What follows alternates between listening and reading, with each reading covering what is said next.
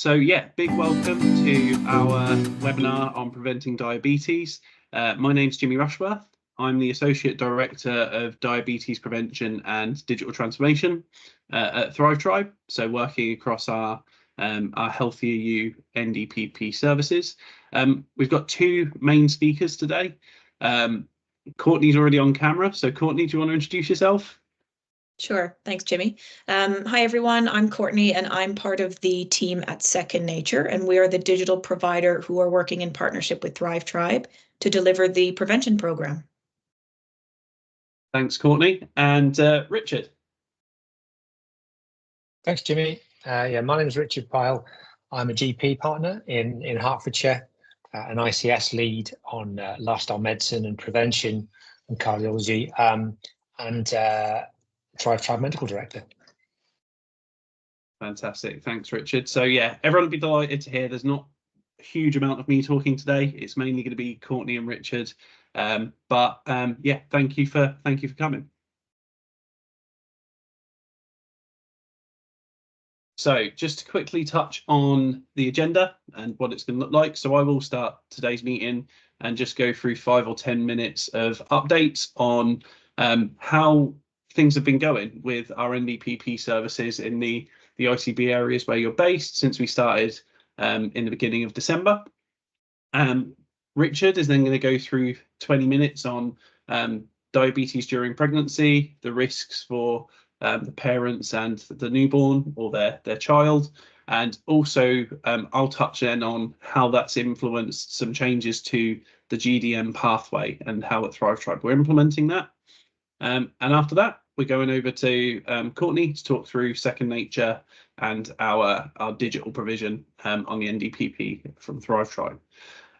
So a couple of things on that. You'll see at the end, there's 10 minutes dedicated to Q&A. Last time we probably had a good 15 minutes worth of questions at the end. Please do engage with the chat and the Q&A functionality as much as possible. We'll go back through all the questions or as many as we can at the end and respond to them as quickly as we can. When we don't get a chance to respond to all of them today, we'll circulate a written response, sort of an FAQ document that will go out to all attendees. A couple of other little bits, just a very brief housekeeping at the start. You'll see or you'll notice that all cameras are off apart from the speakers, as are microphones.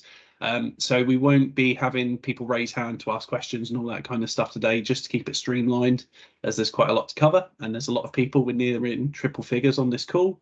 So please do put it in, put any questions in chat and we'll come back to you when we can.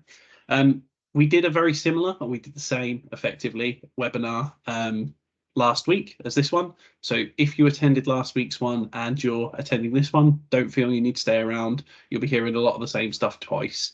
And you can also see that the agenda is quite split. The first half of today is focused on gestational diabetes, and the second half is focused on the digital intervention that Second Nature offer to Thrive Tribe's patients. If you've got the availability to stay around the whole time, then absolutely do. We really encourage it, and a lot of people last time stayed throughout the whole thing. But if you've come to this specifically to hear about one or the other, then do feel free to catch up with that. The final thing, we'll circulate a recording as well afterwards to all attendees. So please do share that round with your colleagues in your surgeries afterwards if there's anyone else you think would benefit from it. Cool. So as I've said, a big welcome, and to mention briefly who we are.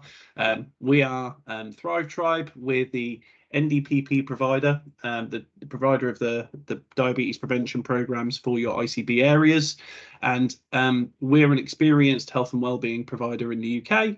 And we have a big overarching mission to everything we do, which is to empower over 1 million people to change their behaviour and thrive.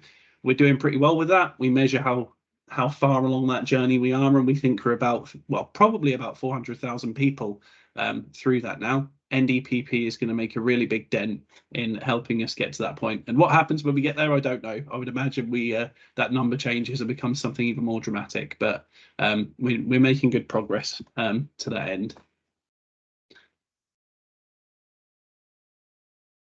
Cool. We can skip that slide if you want. So thank you. I'm just very quickly going to touch for 5 minutes on how we're doing in our NDPP services. So the end of last year was really interesting for Thrive Tribe. We went from being the provider in one ICB area, which was Cornwall, to rolling out in 6 new areas, all of which are, or some of which are quite big. The London areas in particular are quite large. It was a really interesting time for us, and that came with some challenges, to be honest. Scaling operations is always difficult, but when you're scaling up by probably 10 or 15 times the scale, it's quite a significant undertaking.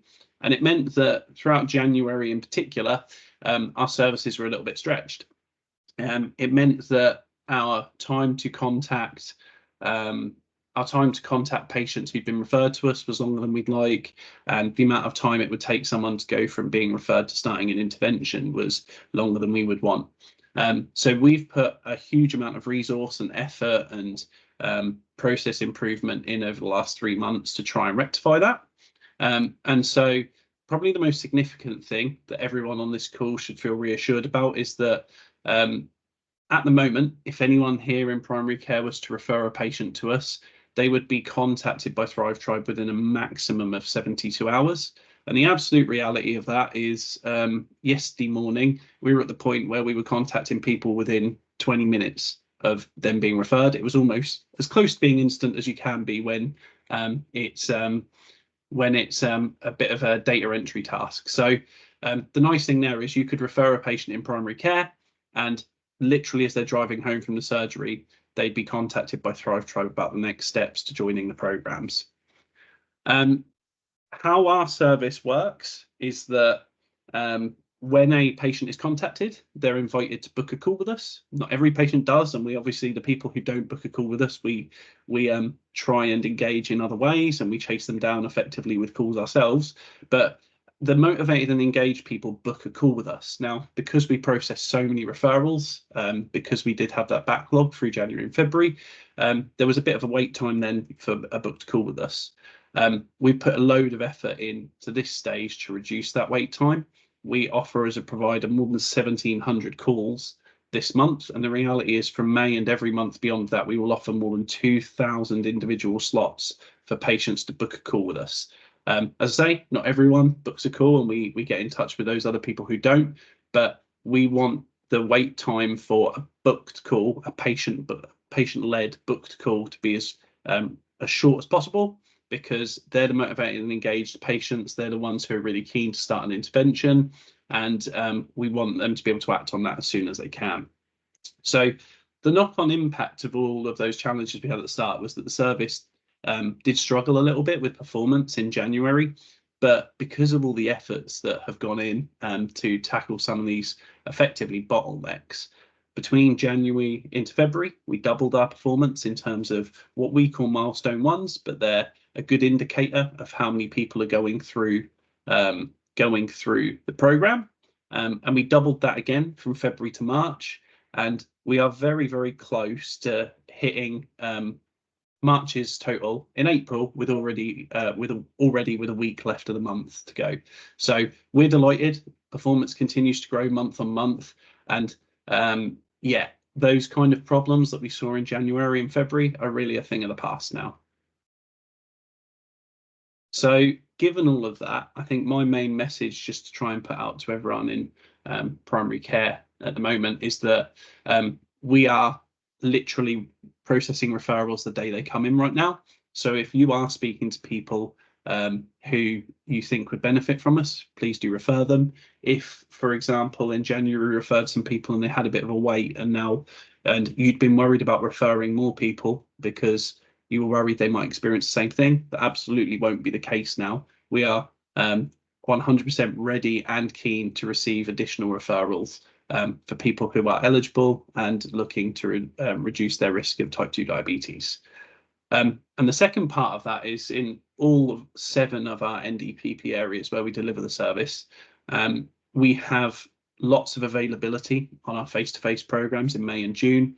We've organised effectively additional courses to deal with the people that have been flowing through that program, and we've got spaces to fill. So Obviously, not everyone will want to do face-to-face programs. Lots of people will want to go to Second Nature, and Courtney's going to take everyone through that later. But if you've got patients who want to do a face-to-face diabetes prevention program in the community, then if you refer them today, they could get on a program as early as the beginning of May, a week or two's time. And that's me for that bit. I am now going to hand over to Richard. Thank you, Jimmy. It's a pleasure to be speaking to you all today. Nottingham has a place in my heart because I went to medical school there. We had our first child born at the Queen's Medical Centre. Did my house jobs in Nottingham City Hospital in the late 90s, quite a long time ago now. And so it's great to be talking to you all. As I said before, I'm a GP partner. I'm a certified lifestyle medicine physician, also with an interest in cardiology, and the medical director for Thrive Tribe. And it's just a good opportunity to talk about, what we're trying to achieve here. And some of this is, to be honest, it's going to be obvious stuff that you know. Hopefully some of it might be new or interesting or approaching things from a different angle. And I really wanted to, and the best news of all is that I've only got 2 slides, you'll be pleased to hear.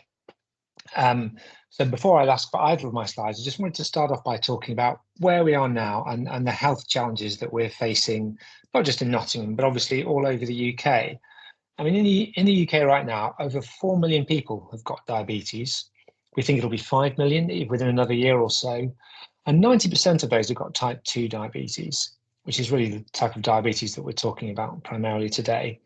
And more than a third of UK adults have pre-diabetes, which when you think about it, is a pretty scary statistic, but true according to the British Medical Journal. And it costs the NHS a lot of money, over £10 billion a year on diabetes. That's about 10% of the budget. And that's before you add in the cost of social care. And of course, before you add in the cost to patients and to their families and to the system. And I know that in primary care, we feel overstretched. As a result, sometimes our patients can feel abandoned, even though we're trying to do our best for them. And we end up providing adequate, maybe good, but perhaps not excellent care, or not as excellent as it could be. And realistically, unless things change, things are only likely to get worse.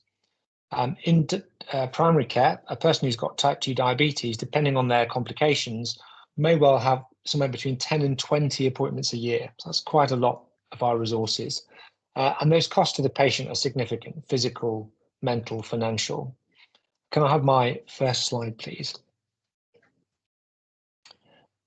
So I'm looking at the wrong screen, but I can see the slide. Good. So the slide you're looking at now really is just to illustrate the point about the power of lifestyle medicine. And some of you have heard this before, so I'm not going to go through it in massive amounts of detail.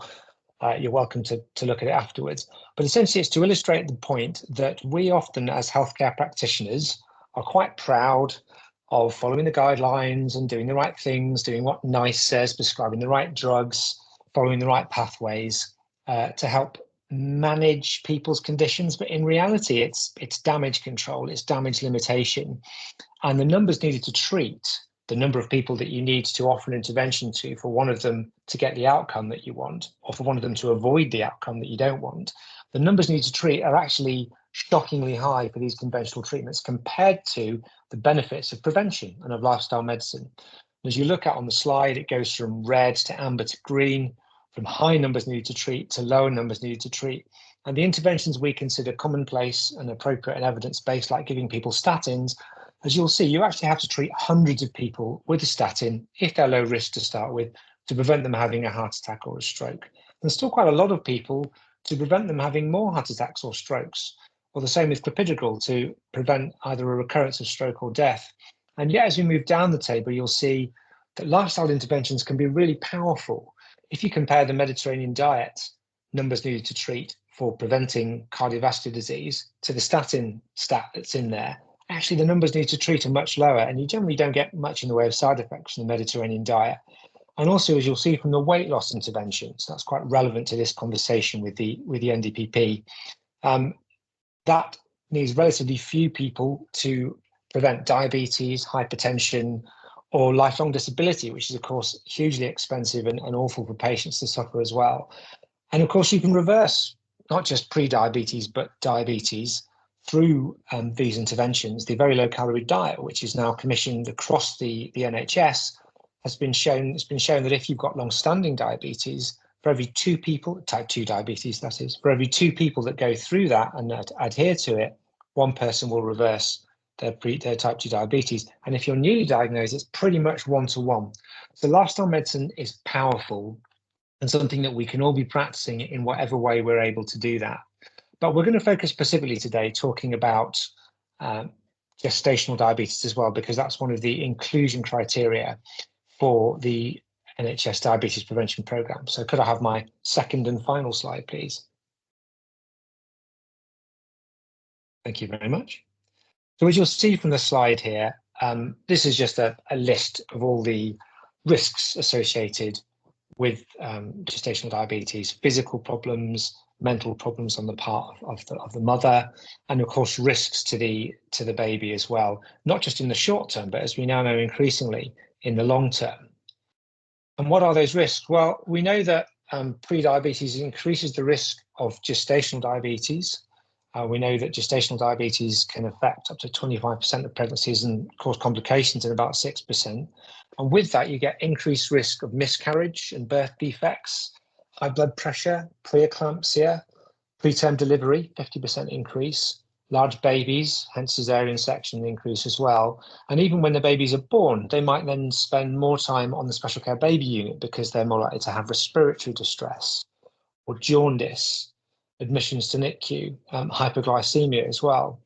And also a small increased risk of stillbirths too.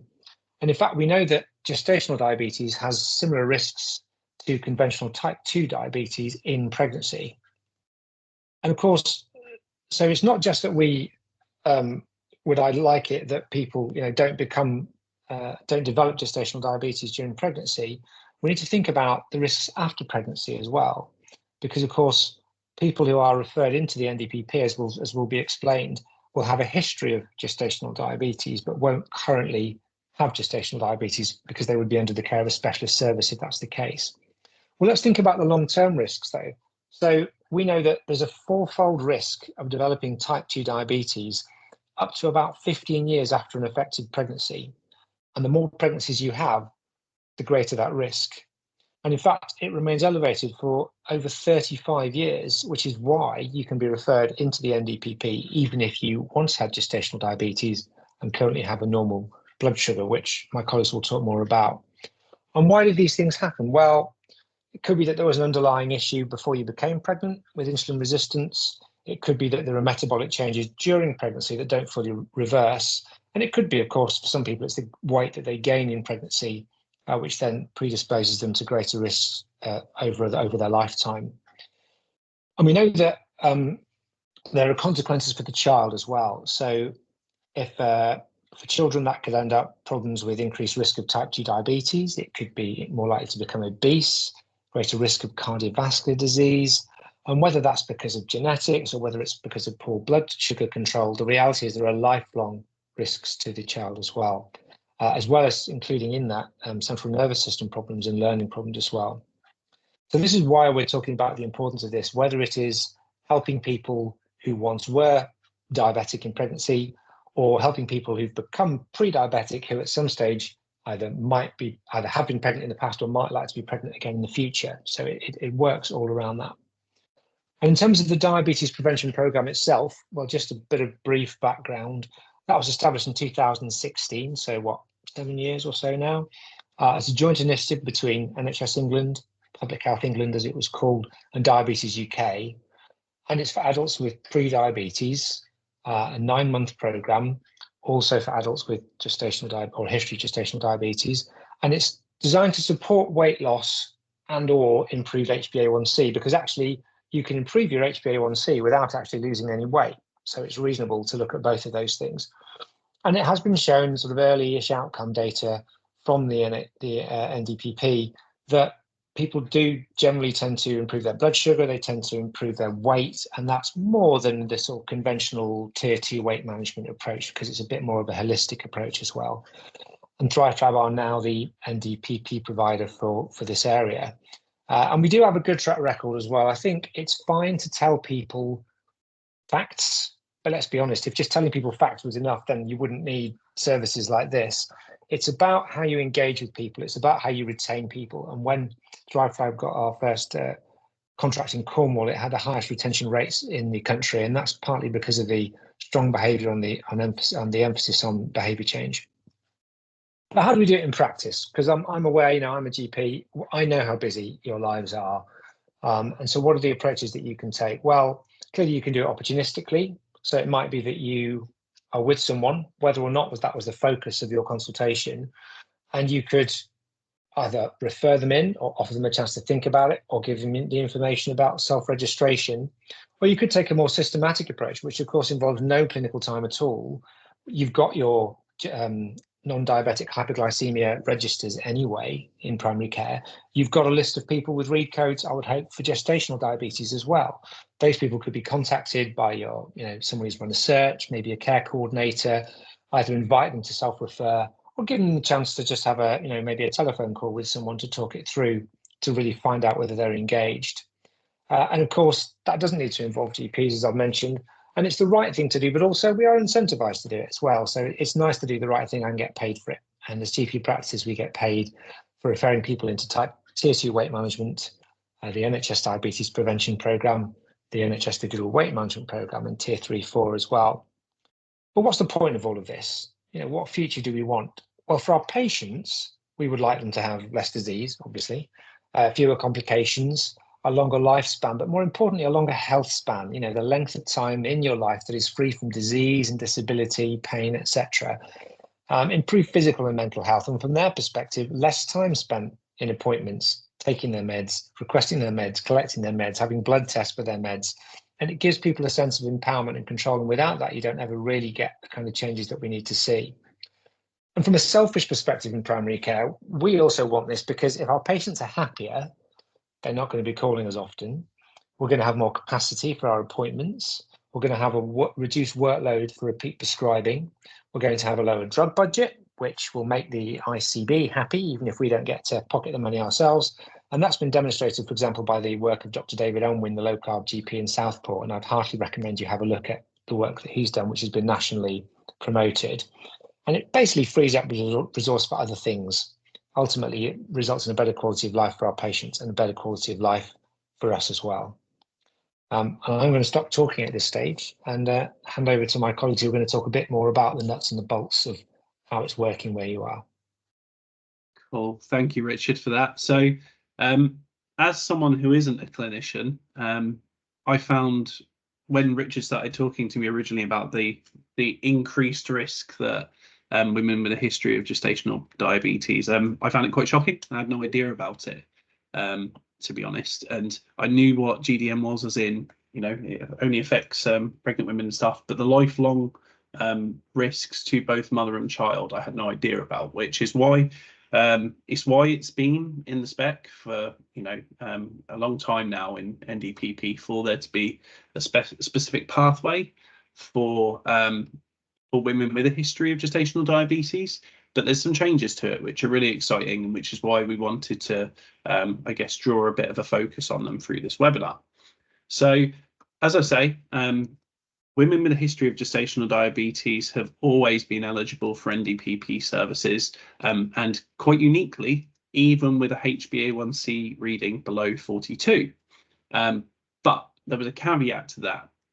What used to be the place is that people could have a history of gestational diabetes and this blood reading of less than 42, but there still had to be a blood reading. So that's the main thing that has changed is the requirement for there to be a HbA1c reading to, I guess, to prove eligibility on a referral to NDPP is now removed. So patients with a history of GDM no longer need a HbA1c reading at all for a referral to be processed at our end. That's a huge bonus for us, because there could be someone, as Richard says, on your NDH registers or on whatever read codes are set up to track gestational diabetes, who you haven't spoken to in the surgery for a couple of years, but they would necessarily benefit from an NDPP referral.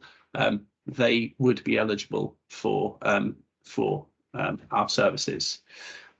Significantly as well, if someone is newly diagnosed with gestational diabetes and is pregnant, they can also be referred, which is again quite a unique case for the NDPP. So pregnant patients currently living with gestational diabetes can be referred, and effectively at our end at Thrive Tribe, we would need to retain their data until a point after their due date at which we can look to engage them. So really quite exciting changes here. They make the pathway much more accessible for a deeply at risk group of patients. And what that means at Thrive Tribe is that there's been some work going on over the past month or two to make sure that this could be implemented effectively. So obviously, as Richard says, we always heartily recommend referrals through the clinical systems that you've got in place in your surgeries that go directly to our NHS mailbox. They are picked up very, very quickly, like I say at the minute. Some of them yesterday were being dealt with in like 5 or 10 minutes. But if you're very busy in primary care, you can suggest to patients to visit our website, healthieru.org.uk. And within that, there is now a new self-registration flow specifically for women with a history of gestational diabetes. They again will be dealt with very quickly, referrals through that process. If anything, it can sometimes speed things up a little bit because we get a little bit of extra information from the patient that otherwise we'd have to contact them directly for. There's new gestational diabetes marketing collateral, so new leaflets and new posters and things which specifically highlight this pathway for women at risk of developing type 2 diabetes after childbirth, and that's available to you. If you want it, then we will circulate an email off the back of everyone's attendance to this. Just reply to that and we'll make sure that our local partnership officers deliver those marketing materials to you. And most importantly, literally next week, we are beginning to roll out what we call our gestational diabetes tailored remote groups. They're specific interventions that look very similar to our face-to-face program, but are delivered online. And they are available to any women with a history of gestational diabetes. So it will be a group of people who are experiencing the same thing, and delivered by one of our core team, who is the same, will be the same staff that deliver our face-to-face programs. We're incredibly excited by this. Obviously, for some new mums, attending a remote program might be easier than having to leave the house and potentially organise childcare in some cases and all that kind of thing. So we hope it's more accessible. And they start next week. So the important thing, considering the update that was given at the start around how quickly we're dealing with referrals, is if you were motivated to and you came away from this webinar and you knew a few people in your surgery on your patient list who would benefit from this program, you could go away, either contact them and encourage them to self-refer for our website today, or have a conversation with them and refer them through your clinical system. That referral, if it came in today, would be dealt with today, and they would be contacted directly as part of that process, and we would hopefully be able to get them onto groups that start as early as next week. Similarly, the tailored remote groups for women with a history of GDM will be running monthly. So if for whatever reason we couldn't get them onto a program that starts next week, then we can get them onto one that starts in May and June beyond that, and so on. Cool. So very exciting changes to the pathway of GDM that makes it much more accessible. If anyone's got any questions at all around the gestational diabetes pathway and how Thrive Tribe's implementing that, do put them in the chat. We'll come back to them in a bit. But we're shifting now to our work with our partners at Second Nature, and I'll be handed over to Courtney in just a second. But I know that from lots of my communication at primary care networks and varying ICB meetings, there's been lots of local interest in Second Nature as our digital provider for the NDPP in our services. And so we wanted to again draw a bit of a spotlight to that and give Second Nature the opportunity to talk through things. But just before I do, there's a couple of things that I wanted to mention. While we did have challenges with some of the service in January and February, one of the one of the shining lights of how our rollout of the broader services has gone has been our relationship with Second Nature and the smooth process of patients coming on board to Thrive Tribe and then beginning an intervention with Second Nature. Since December 2023, it says here that more than 3,600 people have gone on to start with Second Nature and their Thrive Tribe patients and referrals. It's actually 3,900. I just had a look in the background of this because this slide is a week old. So by the end of this week, more than 4,000 patients that everyone has sent to us will have gone on to start an intervention with Second Nature. That ends up being more than 9 out of the 10 of the patients that we refer to Second Nature go on to start the intervention, which is fantastic. And a big part of that is loads of work that we're doing quite jointly with Second Nature on improving our processes, Thrive Tribe directly improving our triage flow and all of that stuff I spoke about at the start around being very prompt on it, but also the work that Second Nature are doing to improve their product. One thing that's really nice that I'll mention, there's a gentleman that's in the chat who works for us, who's the head of our triage team called Fergal, and he covered for one of his team the other day, doing a call with a patient where we referred someone to Second Nature, and he referred and enrolled that person to Second Nature on the call. And literally while the person was still on the phone to him, they said they'd got an email from Second Nature inviting them to set up an account. And he, obviously there was a little bit of motivational interviewing there, and they hopped off the call and immediately created their account at Second Nature. It is that fast, which is why we've got such a high referral to start ratio there. So I'll now hand over to Courtney for her to talk through their product. Great. Thanks, Jimmy. For those of you who have just joined, I'm obviously Courtney. I'm part of the Second Nature team, and we are the digital provider that Jimmy was just highlighting there. So the goal of today is to take you through the Second Nature program so that you have a perspective of what the patient would experience when they're on the intervention with us, give you a little bit of insight into what it looks like and what's involved from the journey point of view. So for your sort of information purposes, Second Nature is a completely digital intervention. And we've developed a 9-month evidence-based program in order to help people make positive lifestyle changes in order to reduce the risk of developing type 2 diabetes in the future. Across the 9-month intervention, we cover lots of different types of content and have lots of different tools that are available inside our application. And we've split that 9-month program into a couple different phases. The first phase we refer to as the core element, and this is really the first 3 months of the Second Nature intervention, where we're focusing on setting individual goals. We're looking at positive habit formation. That makes up a very large part of the Second Nature intervention. People will be working very closely with a professional inside the application. We'll assign a Second Nature health coach, who's one of our qualified dietitians or nutritionists, to a patient when they get signed up. I'm going to touch on that in a minute. And we'll also form a peer support group around that individual. So they'll be assigned to a peer group with other people who are also on the prevention program. We will also take people through a course of educational content inside the app. And the way that we do that is by drip feeding information through daily articles, which are also available in podcast format. And these are going to correspond with a weekly topic. So we sort of progress the knowledge base as someone moves through the journey with us.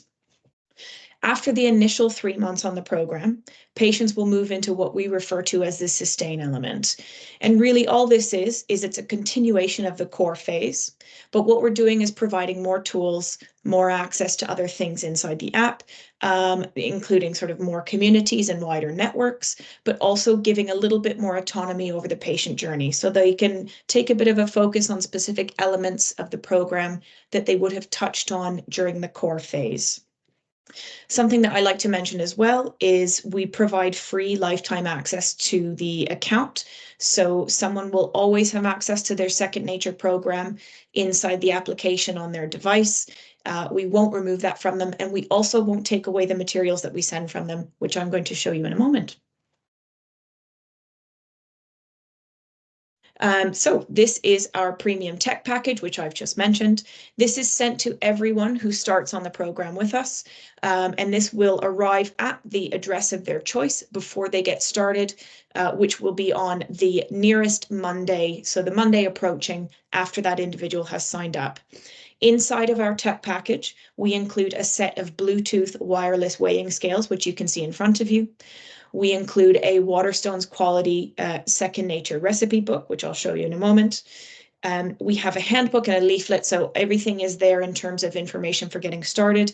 And obviously, we provide access to your own Second Nature account.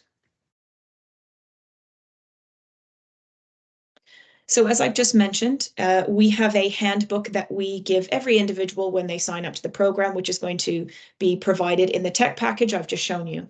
And what we've done here after quite a bit of user research is made sure that we're setting people up on the right foot to get started on the program and also give people a better chance for staying with us across the entire 9 months, because it's not a short program and we want people to continue coming back into the app, working with their coach and using the tools. So what we've done is we've made sure that everyone knows how to navigate the application, what are the tools, what's involved, and where to find them. We've introduced information about pre-diabetes and the diagnosis someone may have received recently or across the last several months. And then we also talk about what the Second Nature program is, including the pathway and the journey. So what's involved in the program, what do we expect from that participant, and how long the program is going to last. We also touch on a few things in here like our nutrition guidelines, making healthy swaps. So it's a really good tool to have to hand to make sure that people know what is ahead of them across the next 9 months. This is our Second Nature recipe book. We're quite well known for our in-house recipes, so we've got over 300 available, and we've put them into a really beautiful recipe book, which actually has a QR code associated with every recipe. So that means someone can take their device using the camera, scan the QR code, and they're actually brought from the recipe book into the application and they appear at the corresponding recipe. It's just a really nice way to sort of close that feedback experience loop, bringing people back into the application when they're using the printed materials that we provide in the tech package. So I'm going to take a little bit of a deeper dive now into some of our key features and then also looking at the 3 core components of the Second Nature program. The reason I draw attention to these things is because it's really helpful if you're speaking about the program or you're thinking about Second Nature, what differentiates it from other options available, and what are some of the key standout elements. One of the things that I like to highlight is that Second Nature is completely online. So there are no in-person appointments. There's no phone calls or video calls during the course. They may receive or they will receive a phone call from our customer support team, though. This is more towards the onboarding phase, that sort of initial assessment phase, and they won't be receiving support that way from their assigned coach. As I've just mentioned, we do pair everyone with one of the Second Nature professionals inside the application. We refer to these people as health coaches, and they're going to be providing personalized support in the application. So the way that we do that is we set people up inside the app with a sort of a SMS platform where they can speak to that professional and speak to their peer group, which I'll touch on in a moment. And lastly, as I've already mentioned, all of the support is going to be taking place through online messaging. So there aren't any additional video calls or any appointments associated with that personal support. So this is one of the first key elements which I've just mentioned. And this is, well, the 3 key elements that I'm going to talk about include track, support, and learn. And these are the things people are going to be doing while they're on the program with us. So in terms of tracking, what we're trying to do here is allow people to monitor the changes that they have, that they see throughout the 9-month program. And the way that we're going to do that is by looking at weight changes. It could also involve weight maintenance if someone's not looking to lose weight on the program with us. It involves changes in activity levels, which looks like step count on a daily and weekly basis. And we also have things like customized habit tracking. Habit formation makes up a really big part of the Second Nature program because it is quite a holistic approach to long-term lifestyle change. People are going to be using those digital weighing scales that I showed you earlier on the previous slide to step on the scales, and the weight reading is going to be automatically appearing on that weight dashboard that you see in front of you. And what's nice here is we give people a sort of overview of how they're progressing in terms of the place that they've started when they join the program, and also where are they against the goal that they would have set with their health coach at the start of the program. Exactly the same to the weight tracking aspects. This step count is you'll be looking at how you're progressing against the goal that you set for yourselves with your coach. The second key component of the program we refer to as the support element. I've talked about this a little bit already, but what we're doing is we're providing unlimited support with a professional inside the application. So you can see from the screenshot on your left, very similar to texting, WhatsApp, where that individual is going to be sending messages to their coach, who is a real person, not using a chatbot, and they have unlimited access to do so. So there's no ceiling to how someone can engage with their coach. Our coaches work 8 to 6, Monday to Friday, and messages can be sent 24/7, and the coach is going to reply as soon as they're available during their working hours. So really, that sort of live coaching model allows us to offer as much support as we possibly can, because we know every person is different and people need varying levels of help as they're trying to work towards their goals. Similarly to the coaching chat, we set everyone up in a peer group. And what you see in front of you is actually an example of one of our communities. So this is referencing one of the sort of the wider network access that we're going to provide in the program later down the line. So sort of building those support networks around individuals as they move through the program later and progress onwards, where they can learn new pieces of information and interact with new peers who are sort of undergoing the same pathway and program as they are. And then lastly, if you just go back for me. Lastly, I've got an example of another interactive feature we have to connect people inside our program, and that's a story feature. What we've done here is try to replicate an Instagram story where you're able to share a short piece of information with other peers who can respond. Another nice interaction tool that we've added relatively recently. We can go to the next one now. The final component of the program that we refer to is the Learn section. And this is what I spoke about earlier. This is sort of the drip feed of educational content where we're teaching the sort of our holistic approach to help people reduce the risk of developing type 2 diabetes in the future. So some of the educational content that we're going to touch on includes nutrition, activity levels and exercise, sleep, stress management, and overall well-being.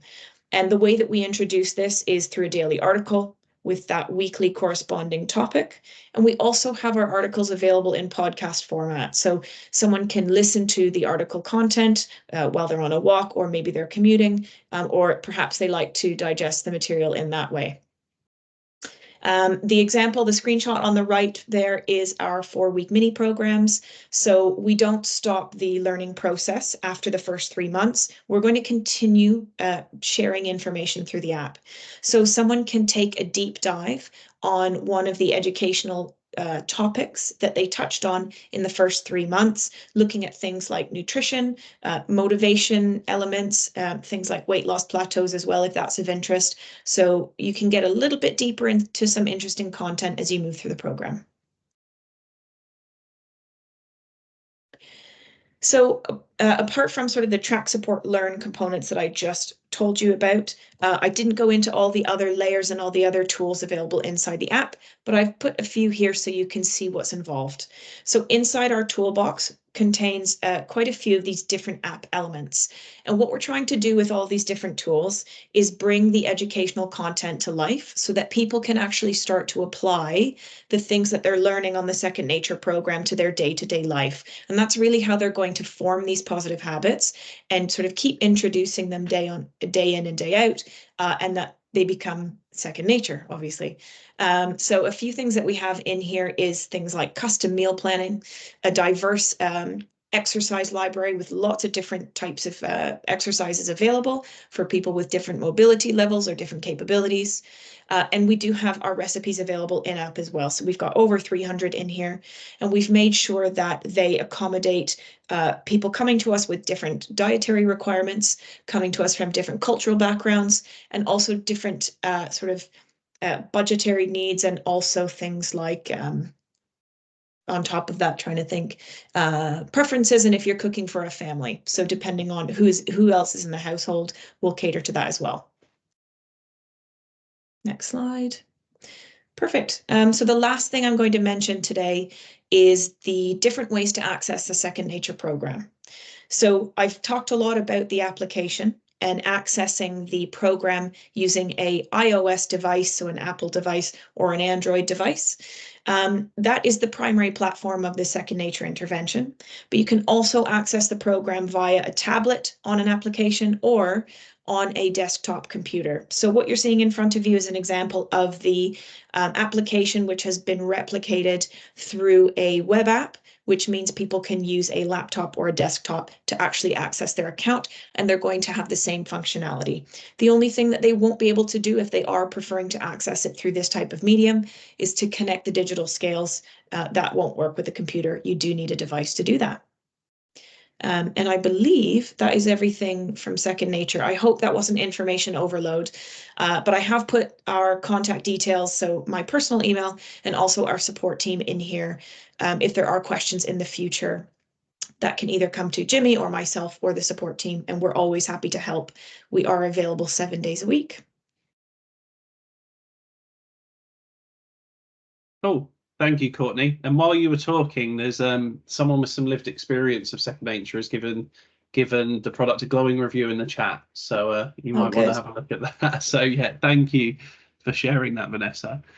So there's been loads of interaction with chat. Actually, we did hit about 120 people in the middle of that webinar. So there are a lot of questions. We'll get through as many as we can in the next 12 minutes or so. And any that we don't get a chance to correspond or come back with a response to right now, we'll sort of formulate a written response internally, and then it will go out to everyone that's attended this webinar and last week's as well. If you do have any more questions, chuck them in the chat, because as I say, if we don't get a chance to respond to them now, we will do. One thing that has come up a couple of times that I've seen is questions around the referral process, both into the overall program and any differences between Second Nature and Thrive Tribe. So I'll cover that off quickly first. So in terms of referring to the National Diabetes Prevention Programme in your area, if you're on this, I'm going to assume you're from one of our 7 areas where Thrive Tribe is the provider. You can refer through your clinical system. So yeah, send a referral. It will come through to our NHS mailbox and be dealt with by our triage team very quickly. Or you can encourage a service user or a patient to visit healthieryou.org.uk, which is our NDPP marketing website, and a patient can self-register on there. They will need, if they don't have a history of gestational diabetes, they will need some information from you to do that. They would need the HbA1c reading, the date of that reading, and their NHS number. So if you're in a rush and you haven't got time to do the referral through your system, then you can suggest to a patient that they self-register, but they need some information from you, either printed off or written on a leaflet or whatever to do that. The referral comes through to us, and a patient effectively has 2 choices. They can either go through a face-to-face program delivered in the community by Thrive Tribe staff, or they can go through a digital program, and that's delivered by Second Nature. So there's no separate referral process. The referral comes into Thrive Tribe. They're triaged by our trained telecoaches, we call them, who are staff who've got specialist training in behaviour change and motivational interviewing. We collect some additional information from them that we need to for our reporting, and then we enrol them on either a face-to-face or a digital program. Some patients also can access tailored remote. So a good example of that, one of those cohorts is women with a history of gestational diabetes that we spoke about earlier. People from certain demographics have a third choice, and doesn't mean they have to do the tailored remote program. a lady with a history of gestational diabetes would be more than welcome, if they wanted to go through the Second Nature pathway and do it all digitally. It's entirely up to them. So it's patient-led at that point, and we obviously advise them on how it'd work and what might be better for them, etc. So that was that on the referral bit. There's a couple of questions probably specific for you, Courtney. One on what are the costs associated with it, and is there any payments for like premium tech, etc. in Second Nature? The program will be completely free for participants signing up. So that's costs is not anything that any patient ever needs to worry about. At no point will they be charged coming through the prevention program as a whole, and also obviously Second Nature. Perfect. Thank you, Courtney. Ayla's just come back on what I mentioned there around, I guess, the referral. So not all patients who are referred to NDPP do get access to Second Nature, but it is an option that they get the choice between. And as I said, 4,000 or so patients have taken that choice and started with Second Nature through our Thrive Tribe NDPP services since the start of December. So it's very popular. It's probably at the minute about 60 to 70% of the patients that begin an NDPP intervention at Thrive Tribe are referred and go on to start with Second Nature. So there's a couple of little bits here. I've seen a couple of questions on, I guess it's a mixture of multi-language options and accessibility and stuff like that. So there's a couple of things I'll add before we go to Courtney for that through Second Nature. On the Thrive Tribe side, we obviously take accessibility of our services incredibly seriously. We do work with an interpreting service called the Interpreters Portal, so that in our triage calls, we can have an interpreter on the phone. And similarly, what we have an option to do is that if someone wants to engage in a face-to-face program, if, for example, if English is a second language, they engage with the program as much as they can face-to-face in the community, and their practitioner will then have a second appointment with that person at a later date, one-to-one with an interpreter. So they almost get more practitioner time if they have additional language needs. For certain demographics, so people of a South Asian background, particularly a Pakistani or Indian background, they can access a tailored remote group the same way that a lady with a history of gestational diabetes can. And those tailored remote groups are delivered in either Urdu, Punjabi or Bengali. The first of one of them actually starts next week as well, which is very exciting. And we know that we could have conversations with NHS England if we had a cohort of patients on a national basis. Say we had 20 people from all 7 of our contract areas who were interested in a course in another language. So we could set up a group in delivered in a different language to Punjabi, Urdu or Bengali, but we would need to speak to NHS England about that if we wanted to do it. I hope that we do get the chance to do that sometime, because that'd be really cool. Courtney, do you want to touch on different languages in Second Nature? Sure. So we do have currently 11 different languages available, which we can send around by email and make sure it's included in the information we share afterwards.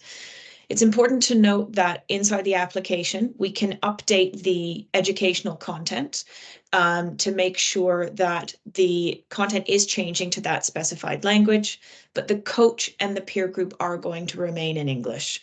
So the individual does need to be able to speak or write English to a varying level. So that is one of the requirements of the Second Nature program.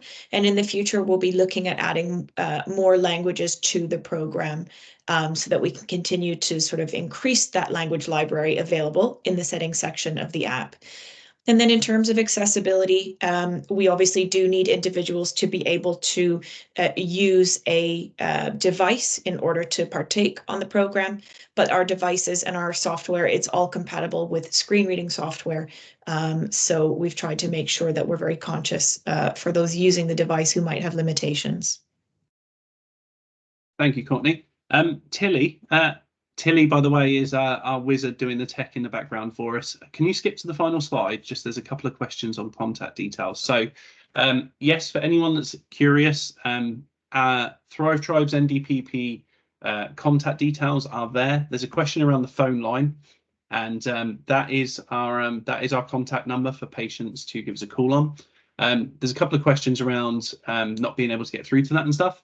What I would say on that is, given how many referrals we processed based on the backlog we had in January and February, we had kind of an unprecedented demand for people trying to get through to our phone line on top of all the outbound calls we're doing. So it was quite difficult to get through to us for probably between January and March. I think it's fair to say that's definitely changed now.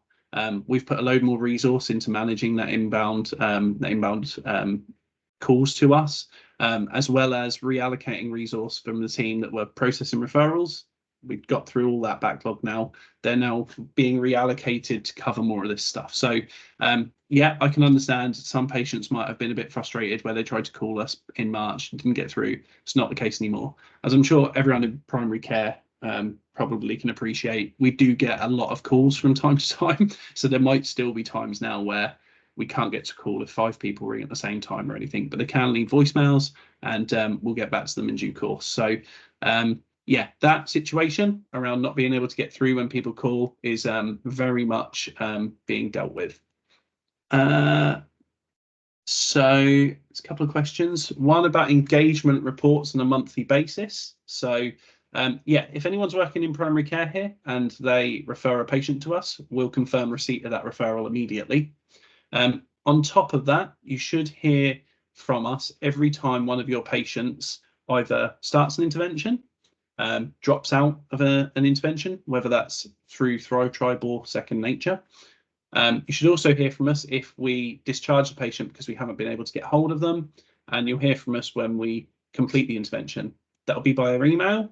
Go to the surgery via email, and that email will include the SNOMED codes that you'll need to add to the patient record and to clear up all the admin side of things. So we do communicate that stuff out, and a minute it's on a by patient basis. Alongside that, though, every area where we work has an engagement manager, and those engagement managers can most definitely come in to the surgery and or send you across a bit of a report on what's happened to your patients over the last month or quarter or year, however long you want.